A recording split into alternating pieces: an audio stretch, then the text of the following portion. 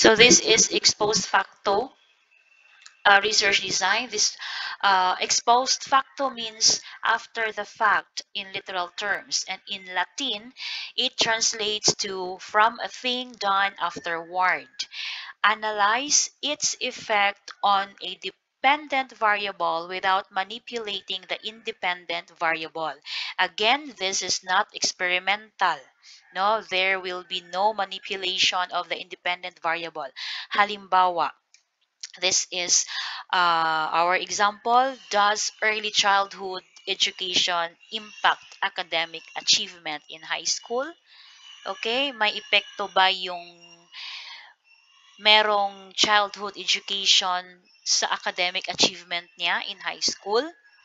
Okay, so this design looks into how an independent variable or groups with certain qualities that already exist prior to study affects a dependent variable. So this entails particular characteristics or traits of a participants that cannot be manipulated. So participants or respondents here are not randomly assigned but rather grouped together on their characteristics. So it is important to note that ex post facto research focuses on how actions that have already occurred can predict certain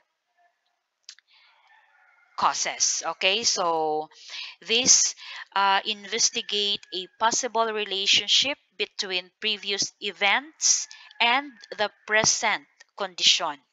So it looks at the possible causes of an already occurring phenomenon. Okay, another example. How does the parents' academic achievement affect the children obesity? So, the already occurring phenomenon here in this study is the obesity. Children obesity and those um, it looks at the possible cause of this obesity and tries to ascertain by looking at the parents' academic achievement kung may relationship ba. Okay?